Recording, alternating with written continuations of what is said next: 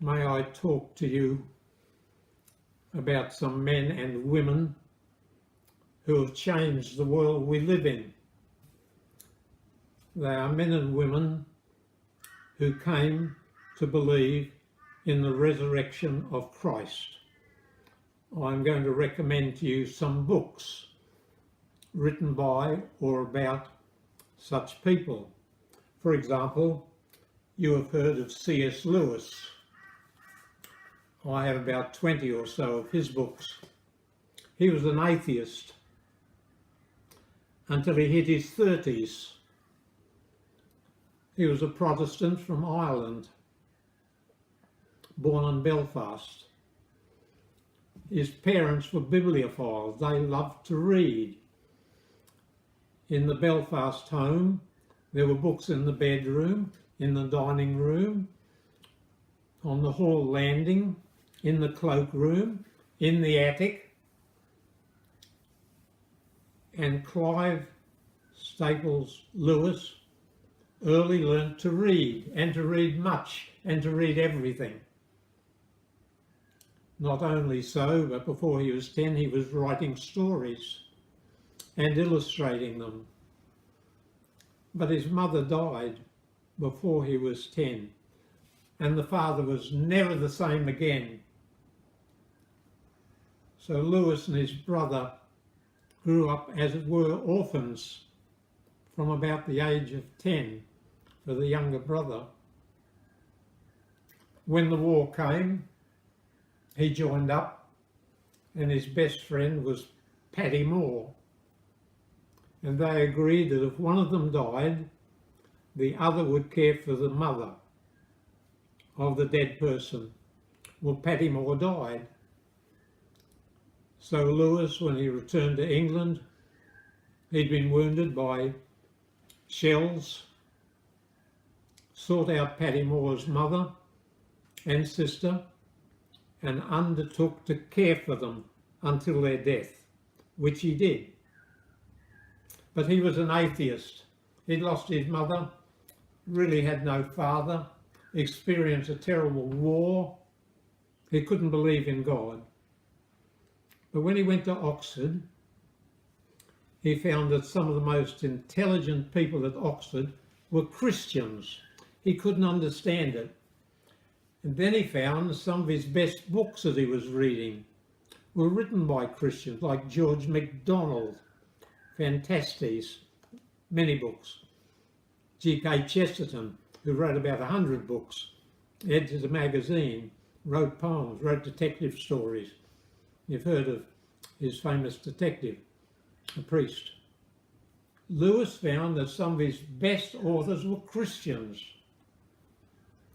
And he met scholars at Oxford who were first class as thinkers, and they were Christians.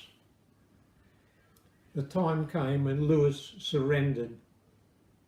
One of his earliest books is Screwtape Letters. I suggest you read that first. A trainee doctor recommended it to me in 1945. I'll always be grateful to him.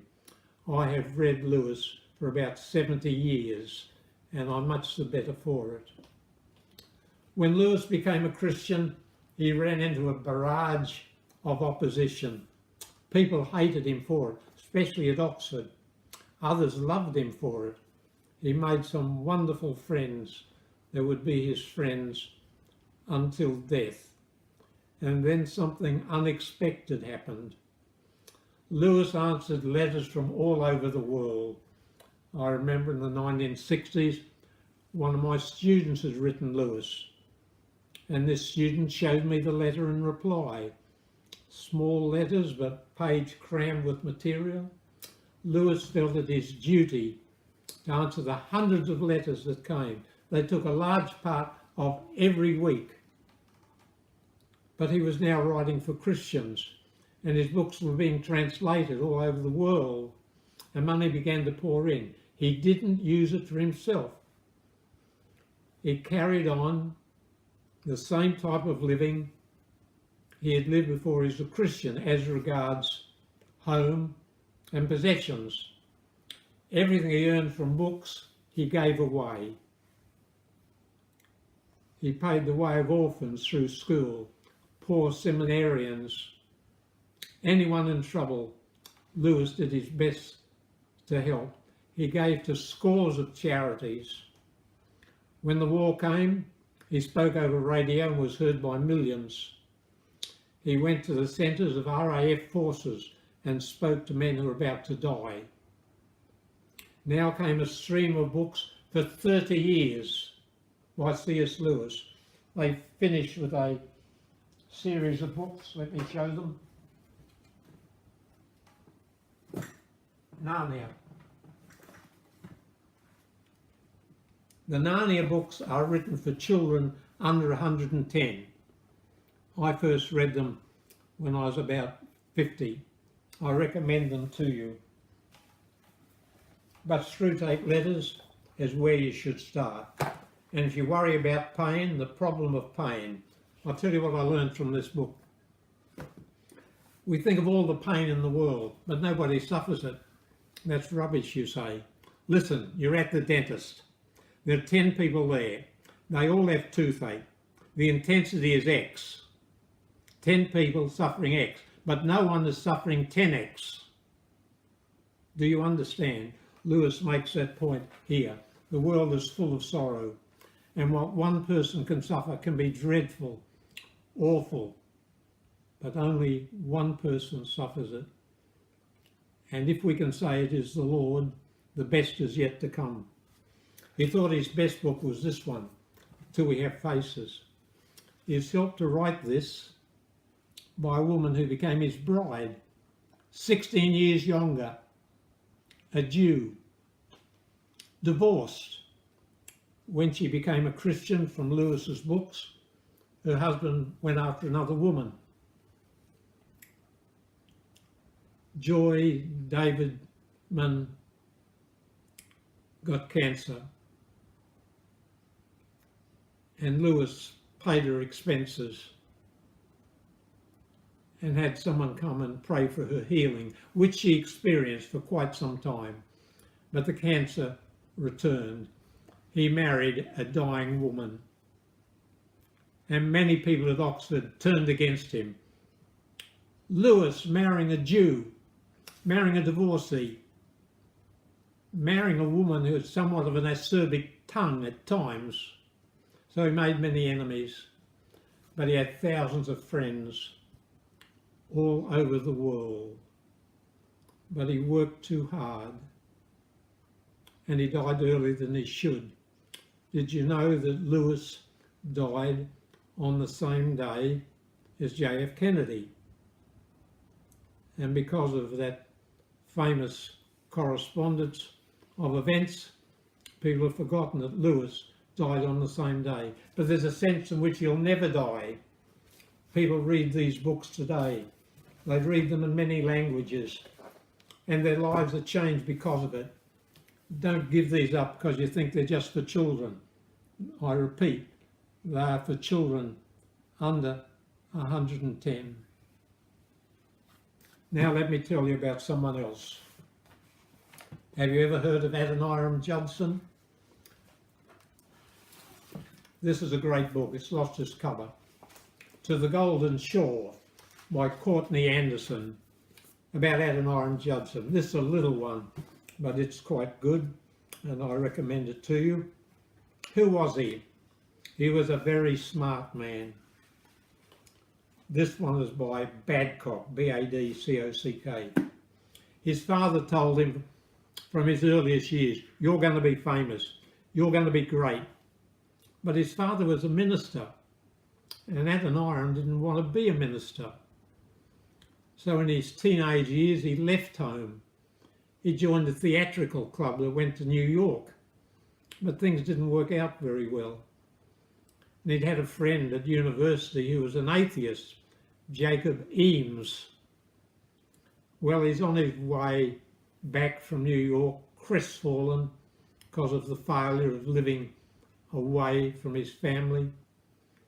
Stays at a hotel, but he's told the only room is next to a man who's dying in the next room. That's all right, said Judson, we all got to die.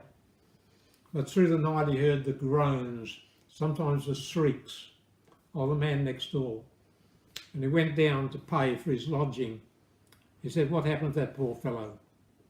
"He's dead." "What was his name?" "Jacob Eames." It was the man that had led Judson into atheism. Judson went home, trained for the ministry, and was sent by the Congregationalists to go to India. But he had a feeling he should go to Burma, but everything he heard about Burma was wrong. The government was corrupt. The king was a despot. The people hated foreigners. He married a wonderful girl, Nancy Hasseltine, a great girl. Adoniram wrote to her father before he married her and said, "Know what you're doing. If she marries me, she may die young. We'll go where missionaries are hated." He was a prophet. She did die young, and her 2 children. They did end up in Burma. They learnt the language. He was to translate the Bible into Burmese, make a Burmese English dictionary. But war came, and he was captured and treated abominably, nearly starved to death. But Nancy crept as near as she could to the prison to give him some food day after day until she got disease and died. Adoniram Judson would change the missionary world. On his way from America, he and Nancy had studied what the Bible taught about baptism. They were Congregationalists, and they decided that baptism by immersion was the only biblical way, and all New Testament scholars agree with that today. Baptism by immersion. If you believe, you can be baptised. Children don't believe when they're very young. And so they became Baptists. They landed in India with no one to support them. The Congregationalists had withdrawn their support, but the Baptists threw in their help, and they survived many trials, many tribulations, but they gave the world the Burmese Bible, the Bible translated into Burmese. They gave the world a Burmese English dictionary. They gave the world an example of missionary courage and faith and hope and love. I do recommend this book, To the Golden Shore by Courtney Anderson, or if you want to read a brief one, this tiny little one will do. Dear friends, these people changed the world. They didn't care about death because they believed that Christ was alive and he would make them alive. I invite you to share their faith, to share their hope about eternity. Say about everything that happens, it is the Lord, and ultimately all will be well, all will be very well. God bless you.